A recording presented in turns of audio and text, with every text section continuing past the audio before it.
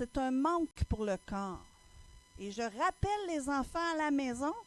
Le Seigneur me disait qu'il manque beaucoup d'enfants à la maison qui ont comme laissé aller. Ce que je peux dire, c'est comme un esprit de nonchalance qui fait d'assoupissement, merci mon époux, qui fait que les enfants ne viennent plus en présentiel, mais Dieu aime que ses enfants se déplacent pour venir le louer ensemble. Et David disait qu'il est bon pour des frères et des sœurs, pour des frères. J'ai pas entendu? D'être ensemble. Et c'est une bénédiction. Si vous continuez dans le psaume, ça dit que c'est une bénédiction de pouvoir le vivre. Et ce qui se lève mondialement, c'est pour empêcher le corps de Christ de se rassembler parce que, ensemble, nous faisons un seul homme, un seul corps. Et quand il se passe dans l'unité comme ça, il y a eu la Pentecôte qu'ils étaient un, vrai? Et qu'est-ce qui s'est passé? La gloire de Dieu est descendue, le Saint-Esprit, le feu est descendu, et il y a eu 3000 âmes sauvées, c'est ça? On a la même Bible? Amen. Et pourquoi l'ennemi s'acharne contre l'Église? Parce que nous sommes dans un temps où l'Église doit se lever, doit se réveiller, et l'ennemi essaie d'emmener un esprit d'assoupissement pour endormir le corps de Christ, pour pas qu'il parle, pour pas qu'il prenne sa place. Et on parle des exploits de la foi.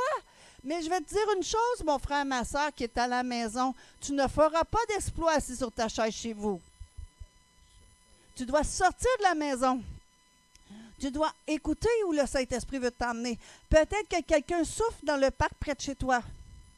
Peut-être qu'une dame au magasin a besoin de ta parole de connaissance dans sa vie. Si tu restes chez toi, tu empêches Christ de faire son œuvre sur la terre. Amen. Et je veux remercier ceux qui ont pris la peine de venir. Parce que c'est une double bénédiction pour vous. Parce que quand Dieu déplace un prophète, c'est jamais pour rien. Et la première fois qu'on s'est parlé au téléphone, moi et votre pasteur, j'ai reçu que Dieu vous a choisi dans le territoire ici. Ce n'est pas un hasard quand Dieu nous place à un endroit. Parce que Dieu veut faire lever son armée à Gatineau. Amen. Et c'est pour ça que vous êtes combattus. Hein? Alors, si tu connais des gens qui venaient ici avant, qui ne viennent plus, mets-toi sur tes genoux et intercède pour eux. Rappelle-les à la maison. Amen. Parce qu'on a tous des dons et des talents pour le service de l'Éternel. Ce n'est pas le temps de laisser à la maison puis les enterrer. Parce que quand Jésus va revenir, il va dire, qu'as-tu fait avec le don que je t'ai donné? Ah, Seigneur, il y a eu une pandémie, je suis restée chez moi. C'était plus facile. La facilité, et on va regarder ça ensemble ce soir, la facilité est contre l'exploit de la foi. Parce que tout exploit de la foi demande un sacrifice, demande une obéissance. Et si on n'est pas capable, comme camp de Christ, de braver l'ennemi, de venir ensemble et d'apporter l'onction qui est sur toi, sur tes frères et sœurs, de venir ensemble pour élever ensemble notre Seigneur, qu'est-ce qui va arriver quand l'Église sera persécutée? Amen. Parce que la force de l'Église, c'est qu'on se supporte les uns les autres, on prie les uns pour les autres. Amen. Toi, tu me supportes quand je suis faible et je te supporte dans ta faiblesse. Parce que ta faiblesse, c'est peut-être ma force et ta force, c'est peut-être ma faiblesse. On a besoin les uns des autres. Il n'y a personne de parfait. Amen. Et le danger, quand on sort du mouvement de l'esprit, parce que l'Église est née du cœur de Dieu, et je ne suis pas du tout dans... Mais je veux vraiment le partager parce que c'est très fort sur moi. L'Église, elle est née à la croix. Parce que quand ils ont transpercé Jésus, il y a du sang et de l'eau qui est sorti, et c'était l'accouchement de sa fiancée. Comme Ève est sortie d'Adam, l'Église est sortie de Jésus-Christ. Et c'est le cœur de Christ que l'Assemblée puisse marcher ensemble comme un seul corps sur la terre, parce que ça a été prophétisé qu'on va faire des œuvres encore plus grandes que lui. Et l'ennemi, lui, il te dit, reste chez toi, tu ne vaux rien. Reste chez toi, ça ne fait pas de différence. On va fermer la bouche du faux lion rugissant. Amen. Au nom de Jésus-Christ. Ah, parce que nos oreilles vont entendre qu'est-ce que l'Esprit dit à l'Église. Elle dit, lève-toi, va, comme elle a dit à Abraham, comme Dieu a dit à Abraham, lève-toi.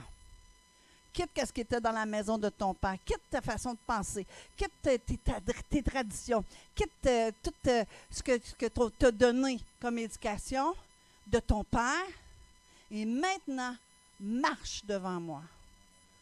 Et moi, je vais t'enseigner. Je vais renouveler tes pensées en Christ et je vais faire de toi la nouvelle créature qui est appelée à être. Je vous laisse mon époux 2 instants. Ça sera pas long. Moi, je vis, peut-être bien je crie, je ne sais même pas pourquoi, c'est l'onction qui me saisit, va vous expliquer quelque chose. Je m'en vais dans le parc, je dis, Seigneur, qu'est-ce que tu veux que je fasse? C'est cet hiver. Il y avait un rond de patinoire, puis à un moment donné, c'est venu fort sur moi, ça dit, vas-y parler. Là, je vais y parler, là, je ne sais pas trop quoi il dit, puis je parle de Jésus, puis ça ne rentre pas trop. Là, à un moment donné, il y a ses patins, il y a ses lames, il a mis ses caoutchoucs, il marche dessus, de sa glace, puis il tombe à terre, à mes pieds. Là, je dis, veux-tu que je t'aide?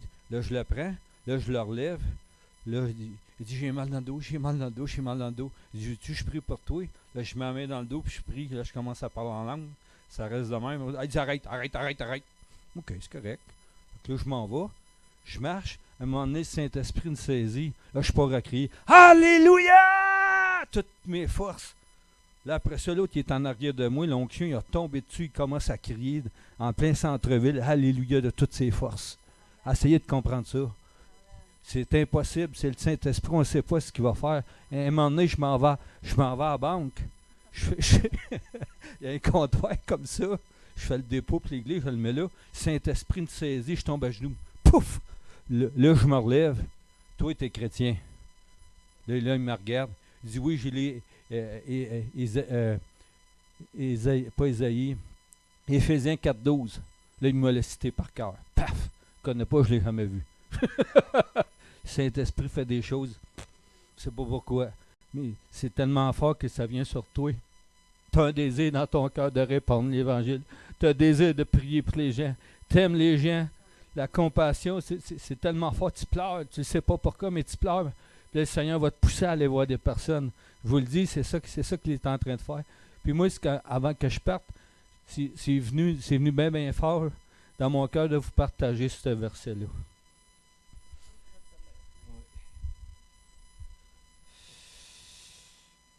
Puis quand je souffle demain, je me demandais pourquoi je fais ça, Saint-Esprit. Il dit, c'est pourquoi je fais ça? Pour des espoirs inexprimables, mais Jésus il a soufflé ses disciples pour qu'ils reçoivent le Saint-Esprit. Ok, je vais le dire, c'est bon. Ça, c'est l'église de Philadelphie. J'avais à cœur de vous partager ça pour cette église. Je connais tes œuvres. Écoute, j'ai ouvert devant toi une porte que personne ne peut refermer. Tu n'as que peu de force, je le sais. Pourtant, tu as suivi fidèlement mes instructions et tu ne m'as pas renié. Voici comment j'agirai à l'égard des adeptes de la synagogue de Satan. Synagogue, c'est quoi? C'est une assemblée. Ça, c'est des disciples de Satan. Nous autres, on est disciples de Jésus-Christ. De ceux qui se prétendent le peuple élu de Dieu, sans l'être en réalité, j'amènerai certains d'entre eux à tes pieds pour te rendre hommage. Ils devront reconnaître que c'est à toi que j'ai porté mon amour. Tu as gardé ma parole. Tu as pris à cœur mon appel. On a tout un appel. Et tu m'as attendu avec patience et persévérance. C'est-à-dire que tu n'as pas lâché. Tu n'as pas lâché. Tu persévères. Tu es un combattant.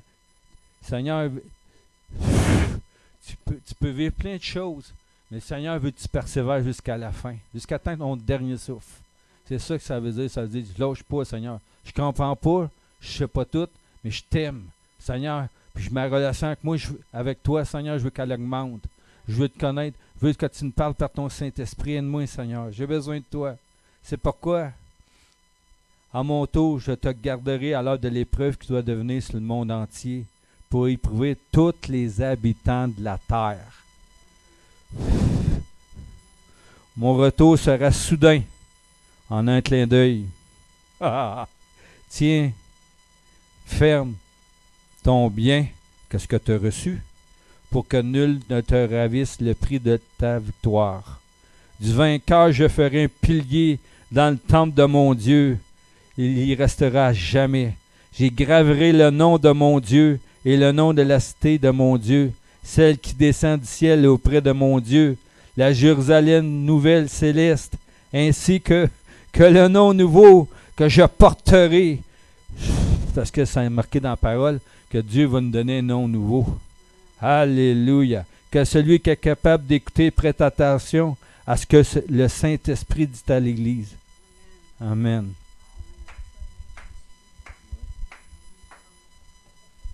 Amen. Merci Seigneur parce qu'il nous fait lever dans nos dons, nos talents. Amen. Merci chérie. Ouf. Les exploits de la foi. Là, Seigneur, j'ai dit, c'est quoi tu veux que j'apporte? Moi, je ne vous connais pas, je ne sais pas ce que vous avez déjà entendu. Je sais que vous avez un très bon pasteur qui connaît beaucoup la parole. Je sais que vous êtes des brebis bien engraissées dans le vert pâturage de notre Seigneur. Mais, des fois, on l'a entendu, mais ça reste juste au niveau cérébral. Des fois, le Saint-Esprit veut répéter des choses, puis dire, ah Seigneur, je le sais. Alors, si je te le répète, c'est parce que je veux que tu prêtes attention. Exploit. Je dis, Seigneur, c'est quoi un exploit? Et là, je suis allée dans le dictionnaire, puis ça dit, c'est une action de guerre éclatante. Oh! Ça veut dire, si c'est une action de guerre, ça veut dire qu'il y a une guerre. Vrai? Fait que vous ne savez pas, mais on est déjà engagé dans l'armée du Seigneur. Amen! Mais ça peut être un acte qui ne sont pas des actes de guerre, mais qui demandent de la vaillance, de l'audace et qui aboutissent à un résultat surprenant ou nouveau. Amen. Mais ça peut être un acte difficile à reproduire par le commun des mortels et qui suscite l'admiration. Ça veut dire qu'il prend des exploits, qu'humainement c'est impossible, mais que par la grâce de Dieu, tu vas le faire. Amen. Et là, on dit c'est les exploits de la foi. Fait qu'on va se mettre tout de suite d'accord. On vient de regarder c'est quoi les exploits. Ça peut être une action de guerre. Hein? Ça peut être quelque chose que tu fais que humainement tu serais pas capable de le faire, mais tu le fais. Ça suscite quoi? Ça suscite l'admiration. Donc là, les gens vont élever la gloire de Dieu. Ils vont dire, ouf, la mer rouge s'est ouverte. C'est pas Moïse qui a fait ça. C'est Dieu. Parce qu'humainement, c'est impossible. Mais tout est possible à celui qui croit. Amen. Alors, la foi. Paul, dans Hébreux 11, parle de la foi. Il utilise le mot grec pistis. Et ce mot, ça veut dire, écoutez bien, conviction de la vérité en toutes choses. Ça veut dire que la foi, c'est une conviction que c'est une vérité. Ça veut dire que tu le sais, hein? À l'intérieur de toi, tu es convaincu que c'est la vérité. Puis il n'y a rien qui peut t'ébranler parce que tu es convaincu. Amen. Amen. On continue. C'est une croyance, une conviction, une confiance concernant la relation avec Dieu puis les choses divines. Ça veut dire que si moi, je suis blessé et que je ne suis pas capable de faire confiance à Dieu, bien, j'ai un problème avec ma foi. Parce que ma foi, c'est que je lui fais confiance. Fait que là, je prends la parole de Dieu, il arrive quelque chose dans ma vie, je ne comprends pas, je suis ébranlée, puis ça dit que toute chose concourt au bien de ceux qui aiment Dieu. Alors, j'ai le choix de faire confiance à Dieu ou d'aller dans mon âme, dans mes émotions, puis d'aller dans les lamentations. J'étais forte là-dedans, on appelait ça les lamentations de Daniel. Pourquoi ça arrive à moi? Ça arrive juste à moi. L'autre, c'est facile dans sa vie. L'autre a ça, moi je ne l'ai pas. Hein? Mais mon attitude n'était pas une attitude de foi. Était une attitude de lamentation comme le peuple d'Israël qui est mort dans le désert. Fait que ma vie tournait en rond. Puis ce que je connaissais, c'était différentes haltes dans un désert. mais je n'arrivais pas où Dieu voulait m'emmener. Amen. Fait que là, on voit que la foi, c'est une conviction, mais cette conviction est révélée par le Saint-Esprit. Parce qu'on le voit quand Jésus a dit « Qui est-ce qu'on dit que je suis? » Pierre, il a dit « Tu es le Fils de Dieu. » Puis il a dit « Tu es bienheureux, Simon-Pierre, parce que c'est mon Père dans les cieux qui te l'a révélé. » Alors l'orgueil est arrivé. « Oh yes! Je suis un des 12 qui l'a su, les autres ne l'ont pas su. » Là, Jésus est en train de leur dire qu'il est pour mourir, puis il dit « À Dieu ne plaise, ça n'arriverait pas. » Là, il y a eu 2 sources sur Pierre. La première source, c'est la révélation de l'Esprit. Puis la deuxième, ça a été quoi? Son âme qui parlait. Son âme parlait parce qu'il aimait Jésus. Puis lui, il ne voulait pas que Jésus meure. Et Jésus l'a repris tout de suite. OK? Il a dit, il est en train de dire à Pierre, celui qui t'a soufflé ça, c'est pas mon Père, c'est un autre. Ça, c'est Satan qui t'a soufflé ça, puis il est allé dans tes émotions parce que tu m'aimes, puis tu ne veux pas être séparé de moi, puis tu ne veux pas que je meure, mais tu ne comprends pas le plan de Dieu. Parce que tu le vois au travers de tes yeux d'humain. Mais moi, il y a un plan divin sur ma vie. Et souvent, quand on n'a pas la foi, on regarde nos situations, on travaille notre âme, on travaille nos yeux d'humain, puis on ne comprend pas que si c'est sur notre chemin, Dieu appelle ta foi à être exercée. On dit Amen? Fait que c'est une conviction que Dieu existe, premièrement. Parce que tu ne peux pas avoir la foi en Jésus si tu ne crois pas que Dieu existe. Vrai? Hein? Puis il faut que tu aies la foi que c'est lui qui est le créateur. Qu'on ne vient pas d'une petite cellule qui s'est donnée à une autre petite cellule, ou le singe qui est devenu un homme. Hein? L'humain va essayer d'enlever la gloire de Dieu. Quand tu as la foi de croire que Dieu existe, puis qu'il est le créateur, même si on arrive avec plein de philosophies, hein, il n'y a rien qui va t'ébranler. Je me souviens quand j'étais petite, en 5e année. Ça veut dire, on a quoi en 5e année? 10, 11 ans? Et le professeur nous donnait un cours sur l'évolution de l'homme. Et déjà à cet âge-là, moi j'avais donné ma vie à Jésus. Je ne pouvais pas accepter de faire un travail autre que Dieu m'a créé. Et que poussé par l'Esprit, même enfant, tu peux être poussé par l'Esprit. J'avais pris un grand rouleau de feuilles, j'avais fait une grosse terre. Dieu créa les cieux et la terre. Dieu créa l'homme et la femme. Et quand c'est venu le temps de faire mon exposition, j'étais en contradiction avec mon professeur. Mais je ne pouvais pas déplaire à Dieu. C'était plus fort que moi, même enfant. Je devais dire la vérité. Parce que j'avais la foi qu'on ne venait pas d'un hasard des choses, mais que Dieu qui est éternel, c'est lui qui nous avait créés. Et je devais le dire à ma classe qu'il ne savait pas la vérité. Hein? Est-ce que j'ai eu des bonnes notes? Non. Hein? Est-ce que j'ai été aimée de mon professeur? Non. Hein? Mais Dieu a aimé que je prenne une position pour lui, même malgré mon jeune âge. Amen. Parce que quand tu as la foi, tu vas faire des choses que les autres ne comprendront pas. Parce que ça devient une conviction, une révélation. C'est tellement profond en toi que tu ne peux pas le faire. Comme j'aurais pu être chez moi ce soir en train de relaxer avec mon époux. Hein? Mais j'avais la foi qu'on devait venir, répondre à l'invitation. Amen. Et c'est dans cette obéissance-là, quand on ressent les choses que le Saint-Esprit nous donne, que Dieu va se glorifier. Amen. Tu dois aussi avoir la foi que Jésus-Christ est le Fils de Dieu. Et ça devient ta fondation. Ta foi devient une fondation dans ta vie et ça va emmener ta façon de vivre à changer parce que tu ne crois plus ce que tu croyais avant, parce que tu es une nouvelle création en Christ et ta foi t'emmène à prendre des positions, à faire des changements dans ta vie que tu n'aurais jamais fait avant. Amen.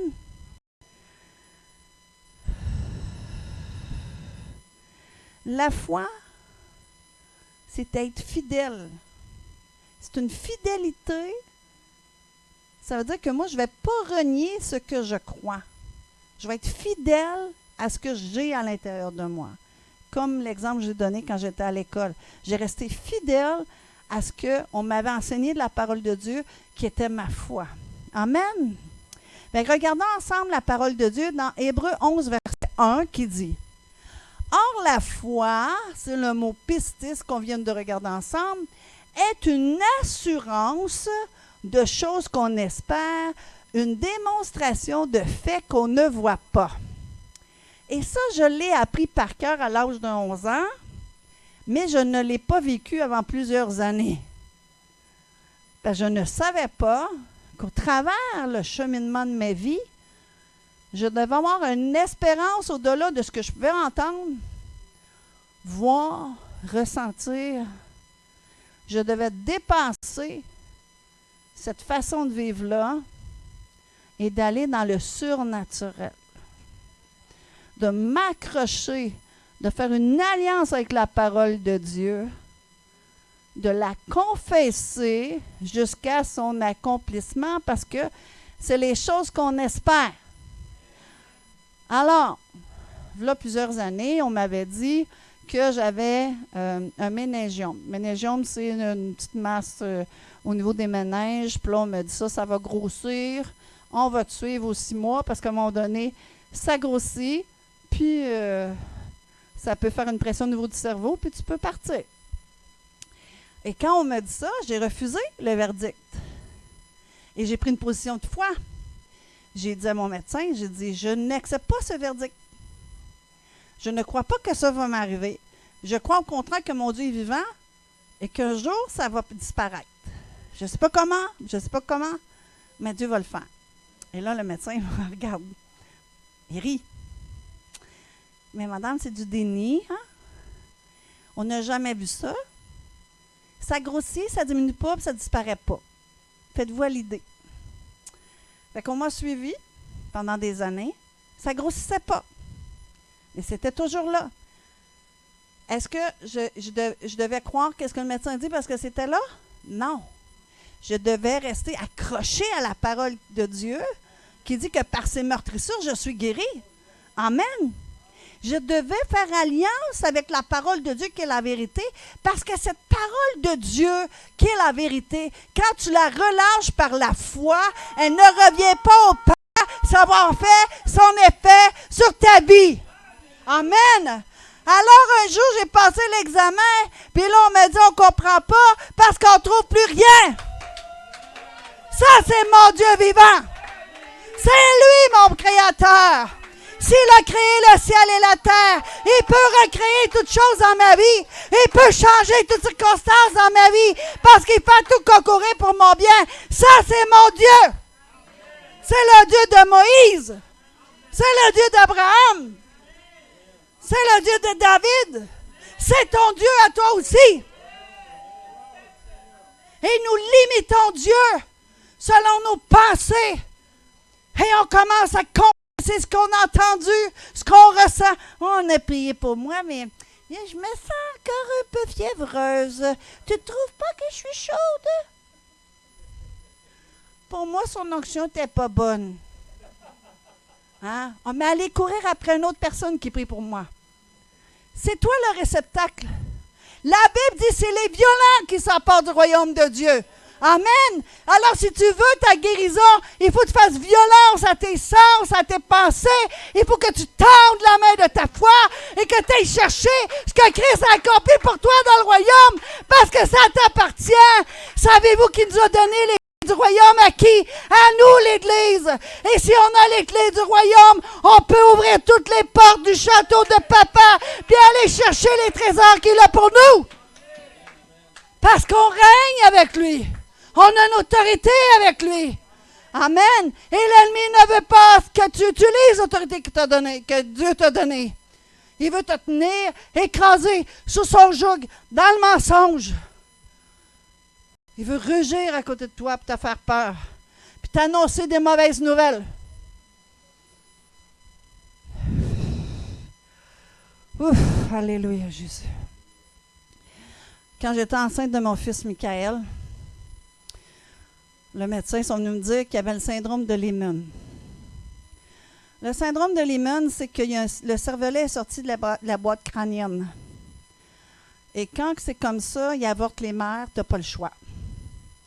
Fait qu'on on me fait monter aux étages plus hauts de l'hôpital. On passe les examens, on dit, madame, demain, il faut arrêter votre grossesse. L'enfant ne survivra pas. Ça ne vous donne rien de vous faire continuer la grossesse. Mon grand frère vient me voir à l'hôpital. Il me dit, qu'est-ce qui se passe, ma soeur? J'ai dit, bien, je raconte mon histoire. Il dit, est-ce que tu crois que rien n'est possible à Dieu? J'ai dit oui. Il prie sur moi, il me pose les mains sur mon ventre, il s'en va. Tout simplement comme ça. Pas crié, il n'a pas tombé, il a juste prié. Et là, je me retrouve seule dans la chambre d'hôpital. Et puis là, ça commence à bouger dans mon ventre. Mais tu sais, quand tu es au début de la grossesse, c'est pas supposé de bouger comme ça, même si c'était mon 3e. Puis là, je dis, qu'est-ce qui se passe, Seigneur? Il dit, endors-toi, c'est ma main qui est sur toi. Quand je suis tombée endormie, le Seigneur m'a dit que j'allais avoir un fils, un gros bébé. J'ai rêvé que j'allais avoir un gros bébé, en santé, là, un gros bébé, un garçon, puis il devrait s'appeler Michael parce qu'il luttait avec Dieu pour la vie. Ouf! Le lendemain, on vient me chercher. Là, je dis non. Vous ne pouvez pas, Dieu m'a touché cette nuit. Alors les gardes disent, il y a une dame là qui est comme sautée sur le couvert un peu, on va dire foufou. Elle refuse de nous suivre. Emmène un autre, on va la prendre. J'ai dit non, je refuse. Vous allez tuer un enfant sain. Et là, vu que je refusais puis que je tenais tête, on va faire venir son médecin de famille. Il va la convaincre parce qu'elle a un rendez-vous pour se faire avorter. Et là, on m'envoie le médecin de famille. Puis là, je dis au médecin de famille, je crois en Jésus. Il y a quelque chose qui s'est passé. Vous allez tuer un enfant sain. Dieu est intervenu cette nuit. Le médecin est tellement touché. Il dit, OK, je vais faire une chose avec toi. Je vais écrire un mot pour dire que là, tu ne peux pas être opéré aujourd'hui, qu'il y a quelque chose au niveau de tes autres enfants, de ta famille. Je vais t'envoyer à un autre hôpital. Je vais te faire repasser l'examen, l'échographie. Il dit, si c'est comme on pense, puisque c'est supposé être comme ça, est-ce que tu acceptes d'être opéré, d'être avorté? Il dit, non, lui, il disait en affirmatif. Il dit, on va voir encore que c'est comme ça. Est-ce que tu acceptes d'être avorté? J'ai dit, si mon Dieu n'a pas touché en mon sein l'enfant que je porte, j'accepte. Et quand je suis allée à l'autre hôpital, on m'a passé l'échographie. Et là, la technicienne a dit, est-ce que vous voulez savoir le sexe de l'enfant? J'ai dit, ben oui. Oh, c'est un garçon. Elle dit, il va être gros. Hein? Et j'ai accouché de mon fils qui s'appelle Michael, qui est vivant aujourd'hui. Il est né en 93. Hein? Et il vit encore aujourd'hui. Paix, c'est la gloire de mon Dieu. Amen. Bienvenue, ma soeur. Bienvenue. Amen. Ça, c'est mon Dieu vivant. Bienvenue, monsieur. Amen. Alors, la foi vient de ce qu'on entend. Mais ce que j'entends doit venir de la parole de Dieu. Parce que sinon, je vais mettre ma foi dans ce que j'entends qui n'est pas la parole de Dieu. Parce que la foi vient de ce qu'on entend, vrai? Si je suis en compagnie de gens qui ne croient pas à la parole de Dieu, ça va avoir un effet sur moi. Mais si je me tiens avec des vaillants héros de la parole, qui combattent pour Christ, qui marchent dans la foi, ça va m'influencer. Amen. Pourquoi? Parce qu'on fait une alliance ensemble pour marcher dans la parole.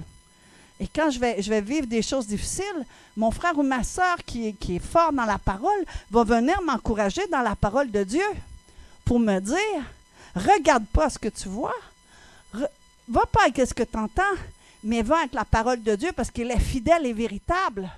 Amen, il est le chemin. Jésus est le chemin de la vérité et de la vie. Si je ne marche pas en accord avec la parole de Dieu, je ne suis pas sur le chemin de Christ. Parce que c'est lui le chemin et c'est lui la parole. Dans Jean 1, ça dit que la parole s'est fait chair. Il est le Fils de Dieu qui s'est fait chair. Il est la parole de Dieu. Amen. Et dans Hébreux 10, 38, ça dit, « Et mon juste vivra par la foi. » Et le mot « vivra », c'est le mot « zao », qui veut dire d'être actif, béni, destiné au royaume de Dieu. Ça veut dire vivre, passer sa vie, puis une manière de vivre et d'agir en accord avec Jésus-Christ. Fait que le juste, il va vivre cette vie active, bénie, destinée au royaume de Dieu. Comment? Par la foi. Amen. Alors, si tu te plains à Dieu, Seigneur, tu promets que je vais avoir une vie en abondance, mais pourtant je quête ma nourriture. Si tu veux que Jéhovah Jireh se manifeste dans ta vie, il faut que tu prennes la clé du royaume, qui est la parole de Dieu, activée par ta foi, qui ouvre les écluses des cieux, afin que la parole de Dieu se manifeste dans ta vie. Parce que c'est l'espérance des choses que tu ne vois pas. Amen. Et Dieu se plaît à manifester sa gloire. Parce qu'il dit qu'il vient chercher une église glorieuse. Fait que cette église-là doit porter la gloire de Dieu. Ça veut dire que quand toi tu parles, tu dois parler de la gloire de Dieu qui se manifeste dans ta vie. Amen. Ça, c'est l'église glorieuse qui se lève, qui dit, « Mon papa a pourvu à mes besoins. Mon papa m'a guéri. Mon papa a changé ma destinée. Il m'a fait rentrer dans ma destinée divine. Mon papa m'a fait sortir du désert. Maintenant, j'ai traversé le Jourdain. J'ai suivi le Saint-Esprit et je marche maintenant sur mon Jéricho. Et les murs vont tomber. Pourquoi? Parce que mon papa me dirige par le Saint-Esprit et fait tout concourir pour mon bien. Amen. Oh! Parce que la nature de la foi, c'est de rendre dans le présent et ton avenir qui s'en vient, visible l'invisible. Amen. Dans Hébreux, chapitre 11, on parle de la foi qui s'élève au-dessus du présent. Ça veut dire que quand on m'a diagnostiqué, mon présent était que j'avais ça. Vrai? Mais ma foi voyait dans l'espérance de l'action de Christ à la croix, que par ses meurtrissures, j'étais guéri. Et quand tu t'accroches par la foi, ça veut dire que tu vois dans l'invisible qu'est-ce que Dieu veut pour toi, c'est ta guérison. Ce que tu fais, c'est que tu vas chercher par la foi dans l'invisible et tu l'emmènes à être visible. Marie, quand l'ange est venu, puis il lui a dit, « Tu es bénie d'entre toutes les femmes. » Elle avait été choisie d'emmener l'enfant de Dieu, Jésus-Christ, à naître sur la terre. Vrai? Qu'est-ce qu'elle a dit? « Je ne connais pas d'homme, comment ça va arriver? Comment ça se pourrait? » Il lui a dit, « C'est le Saint-Esprit. Le Saint-Esprit va se mouver sur toi, et tu vas devenir enceinte. Et ça va accomplir la parole de la Vierge qui tombe enceinte. » Elle a répondu, « Qu'il soit fait selon ta volonté, je suis ta servante. » Et je suis venue te dire ce soir, que Dieu te parle ce soir, qu'il a un projet pour toi de guérison, de restauration, de délivrance, parce que l'onction de Christ est venue sur nous, sur Christ, hein, pour guérir les cœurs brisés, délivrer les captifs, puis rendre les opprimés. Il veut que par son Saint-Esprit qui est en toi, puisse faire son œuvre de guérison, de restauration pour reconstruire sur les ruines de ta vie. Alors, on a juste à dire, qu'il soit fait. Selon ta parole, je suis ta servante ou ton serviteur. Dieu attend une foi qui dit, je ne comprends pas comment, mais si tu m'as choisi et que tu veux faire éclater ta gloire dans cette dimension-là dans ma vie, je dis oui et amen. Que ta volonté s'accomplisse. Amen.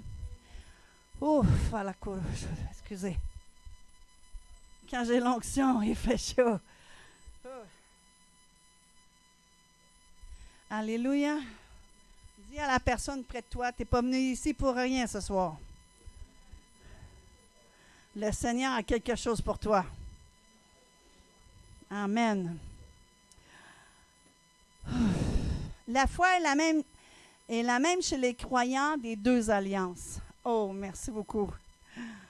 Hein? Fait que quand on voit, on dit, hey, moi, si j'aurais été dans le temps de Moïse, j'aurais aimé ça, voir ça, la mer rouge ouvrir. Hein? Mais je peux te dire que Dieu rouvre des mers rouges devant toi parce qu'il t'a promis de faire un chemin où il n'y en a pas. Amen. Et qu'est-ce qui arrive après quand toi tu as passé dans ce chemin-là? L'ennemi qui te pourchasse, lui, il est englouti dans cette mer rouge-là. Parce que Jésus, quand il est mort à la croix, il a mis en spectacle tous tes ennemis. Il l'a déjà fait, cette mer rouge-là. Elle s'est refermée sur tes ennemis à la croix. Amen. Et nous, on est là, Satan est sur moi. Ah, Satan est sur moi. Ah, c'est difficile. Prie pour moi, ma soeur. Satan est sur moi. Satan est englouti. Il a été mis en spectacle à la croix. Alors, rappelle-lui, c'est quoi sa destinée. Rappelle-lui qu'est-ce que Dieu a fait à la croix. Il l'a mis en spectacle, lui et ses acolytes, pour faire de toi un plus qu'un vainqueur, pour que tu puisses marcher de victoire en victoire, de gloire en gloire, parce qu'il est le Tout-Puissant, El Shaddai.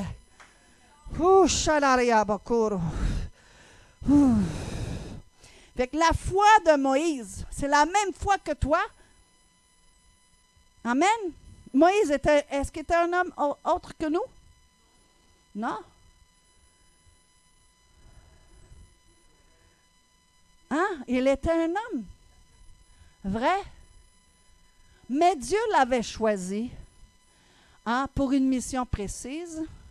Et le Saint-Esprit le saisissait et lui donnait cette action dans sa foi, puis confirmait que Dieu, qu'est-ce qu'il avait dit à l'arrivée, fait qu'il n'y avait rien qui pouvait l'ébranler. Amen. Moïse n'était pas un interlocuteur avec le langage facile, il bégayait. Vrai? C'est même pas lui qui parlait directement au Pharaon. C'était son frère.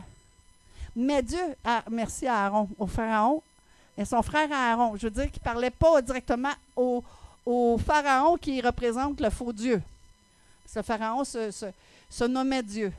Lui, il ne parlait même pas directement. Il passait, Dieu lui donnait à son frère Aaron qui parlait au Pharaon. Ça fait beaucoup d'Aaron. Hein? Mais cet homme-là, il y avait une onction sur lui pour qu'il puisse accomplir l'appel de sa vie. C'est Dieu qui lui donnait la force par son Saint-Esprit. Amen. Quand Dieu te demande de faire une chose, c'est qu'il a déjà pourvu dans ta vie, par le Saint-Esprit, que tu aies la puissance, la parole pour l'accomplir. Parce que la Bible dit qu'il ne donne rien au-delà de nos forces. Amen. Alors, s'il te dit, lève-toi, va prier pour ta voisine qui est malade, il n'y a aucun esprit de gêne, d'intimidation qui devrait t'empêcher de te lever et d'aller prier pour ta voisine. Parce que ça veut dire que Dieu t'a donné la puissance de l'esprit en toi pour relâcher sur ta voisine la guérison. Amen. Avec la foi chez les croyants, que ce soit de l'ancienne alliance à la nouvelle alliance, elle s'empare avec puissance de tout leur être. Vrai? Quand Moïse y allait, il était rempli du Saint-Esprit. Il y avait la puissance de Dieu avec lui qui se manifestait par des signes et des prodiges et des miracles. Amen. Et c'est dit de quoi de l'Église? Qu'on est appelé à marcher dans les signes, les prodiges et les miracles. Qu'est-ce qui est le dénominateur des deux? C'est la foi.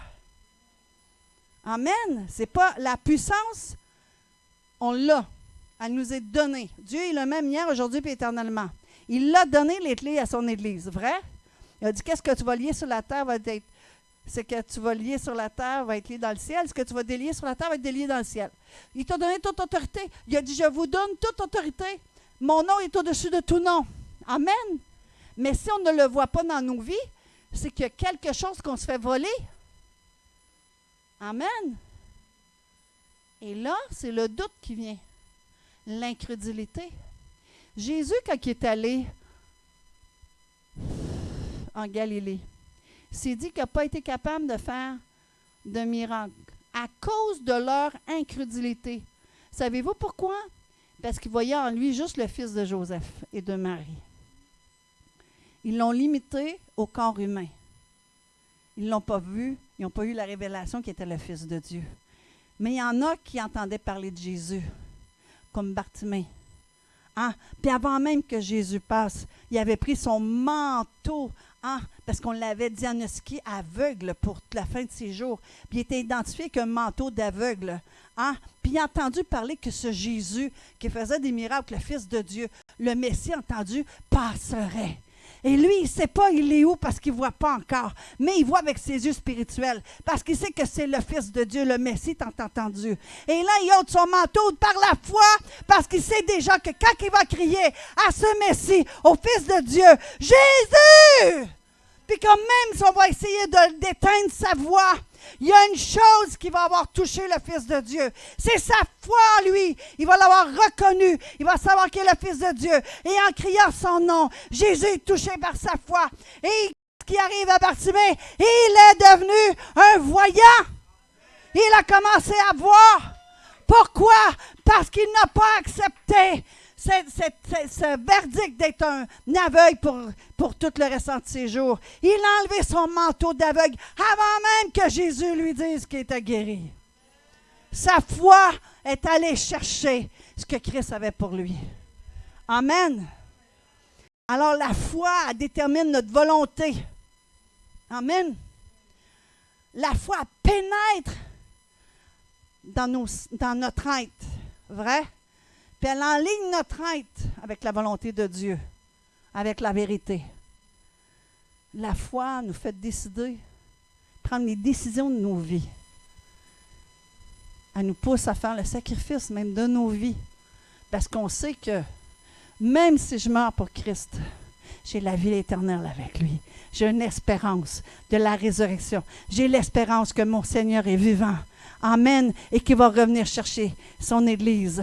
Et qu'on va être élevé dans les airs avec lui. J'ai l'espérance qu'on va régner avec lui pendant les 1000 ans et qu'après ça, on va vivre dans la nouvelle Jérusalem céleste. Et c'est l'espérance au-dessus de toute espérance.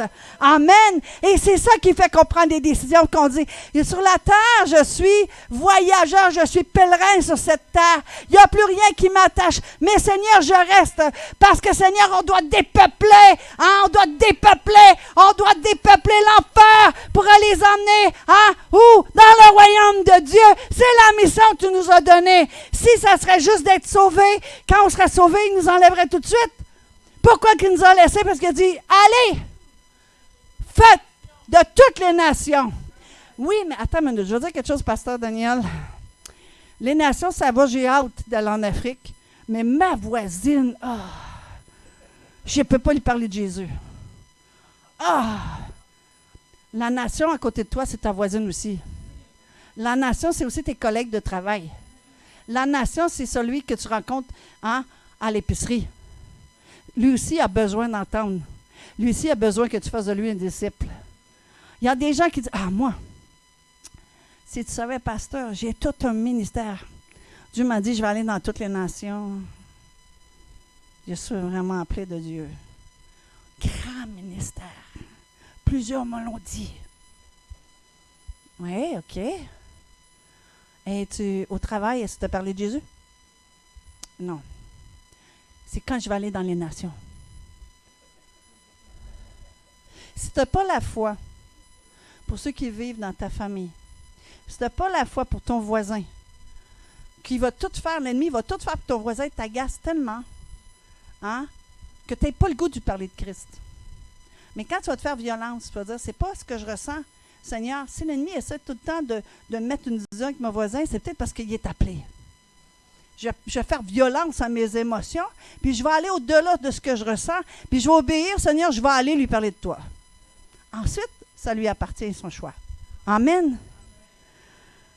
Tous les hommes de Dieu ont reçu les révélations divines, chacun d'une différente façon. Vrai? Mais il y avait un point en commun. Si on regarde Moïse, David, Gédéon, hein? Ils avaient tous une confiance entière en Dieu. Amen. Paul, quand il parle de la foi, il prend deux termes. Pour l'encouragement de ceux qui sont en danger de succomber dans le combat. Et ceux qui pensent qu'on n'est pas dans le combat, c'est que tu es déjà en train de perdre une ronde. Vous savez, est-ce qu'il y en a ici qui écoutent des fois la boxe? Hein? On met à peu près des adversaires du même poids. Vrai? Puis là, il y a round 1, pouf, pouf, pouf. L'autre, il était, on va l'asperger. Deuxième round, pouf, pouf, pouf. Mais si tu ne sais pas que tu es dans le combat, mais tu vas être la marionnette qui va se faire balloter. Vrai? Puis là, tu vas dire, comment ça se fait que ma vie est comme ça? Parce que l'ennemi va te malmener pour que tu perdes la foi. Parce que Paul disait que c'est un combat, le combat de la foi. Il ne veut pas, l'ennemi, que tu te lèves et que tu déclares la parole de Dieu. Il ne veut pas que tu aies les révélations du Saint-Esprit qui te lèvent pour le mettre KO. Comment Jésus a vaincu l'ennemi?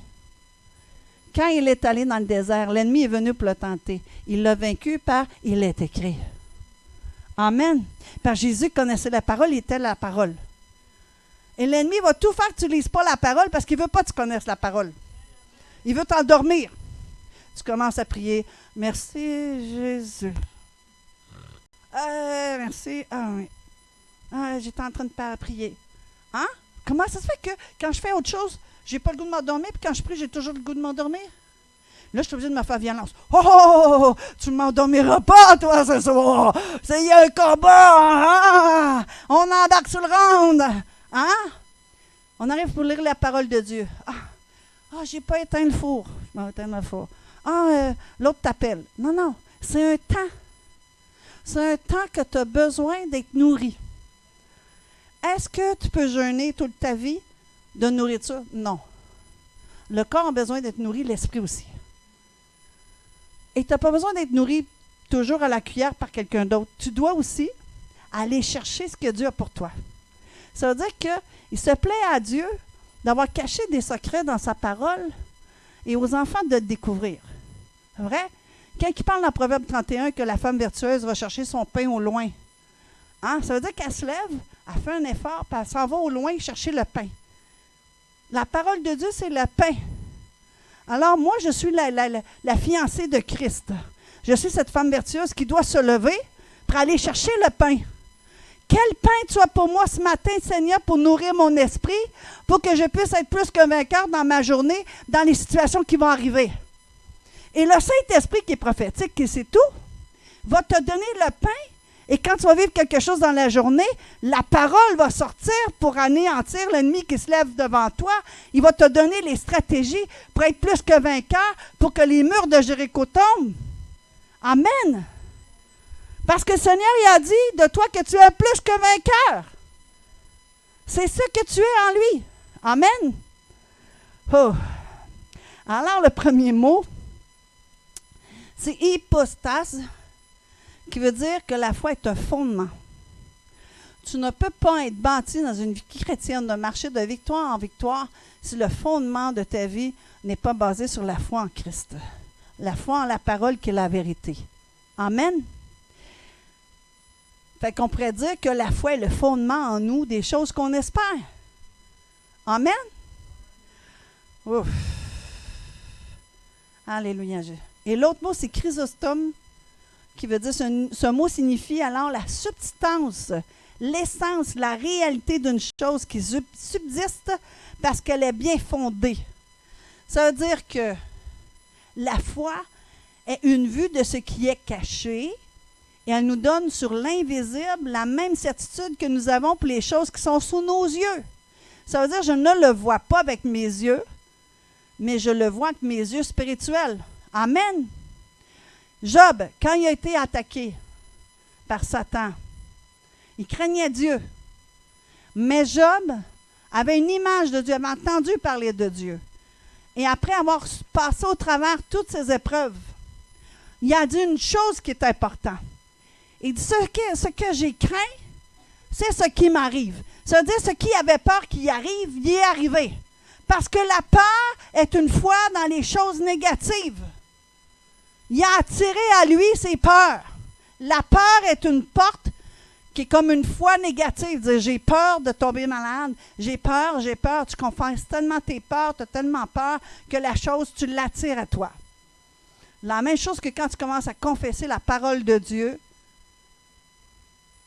que Dieu voit ta foi, tout l'univers se met en place pour accomplir la volonté de Dieu dans ta vie.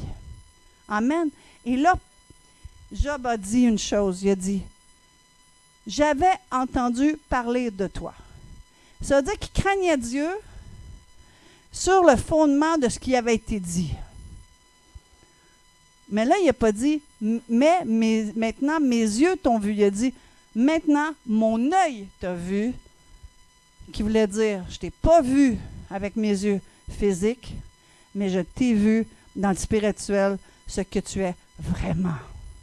Maintenant, j'ai une relation avec toi d'intimité. Et ce n'est pas ce que les autres m'ont dit, mais c'est une expérience personnelle que personne ne pourra me voler. Dans l'intimité, dans mes souffrances, tu étais là avec moi. C'est toi qui m'as supporté. C'est toi qui m'as encouragé. C'est toi qui m'as porté dans mes faiblesses. C'est toi qui m'as donné les clés. Et ce Job a été changé. Et Dieu lui a imputé en justice et lui a donné d'autres enfants, d'autres biens. Pourquoi? Parce qu'il était sur Christ. Il était sur la vérité. Il était sur Dieu. Amen. Il y avait dans cette souffrance-là, au lieu de renier Dieu, il a approfondi de vouloir connaître. Il avait une soif de connaître le vrai Dieu. Et Dieu s'est révélé à lui. Je crois que je vais arrêter là. Je n'aurais eu peut-être pour 2-3 soirs. Quand le Seigneur me donne, là, c'est toujours dans l'abondance. Amen. Et je vois que l'heure passe. Je vais arrêter là. Ça va? OK. Parce que nous, on est habitués, c'est long chez nous. Parce que quand on est dans la présence de Dieu, comme tantôt, quand on louait, on est déjà dans l'éternité. Vrai? On ne voit pas le temps passer, puis on est des assoiffés de Dieu. Amen. Mais, des fois, c'est bon d'en donner petit peu par petit peu, puis que les gens puissent se rafraîchir avec ce qu'on donne et que ça puisse pénétrer en profondeur. Alors, tout ça pour dire que dans l'ancienne alliance, la nouvelle alliance, le point dénominateur des hommes de Dieu, de ceux qui ont fait des exploits. Gédéon, quand il regardait à lui-même, il a dit, je suis le plus petit d'une plus petite famille. Et qu'il regardait à lui. Et Dieu, il a dit, vous allez être trop, je vais en mettre très peu avec toi pour montrer comment je suis grand. Il a enlevé les yeux de Gédéon de sur lui pour les emmener sur Dieu, qui est le Tout-Puissant. Amen. Et là, il a dit à Gédéon, il voulait lui montrer que qu'est-ce qui va se passer. Moi, je t'appelle à le faire, mais c'est moi qui vais le faire au travers de toi. Et ce ne sera pas vous qui allez voler ma gloire, c'est moi qui vais se manifester au travers les desseins que je t'ai choisis. Alors, ce n'était plus Gédéon le plus petit d'une plus petite tribu d'Israël.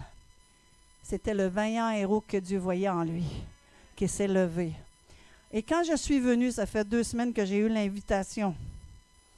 Et le Seigneur voulait que je relâche sur vous ces paroles que vous êtes les vaillants héros.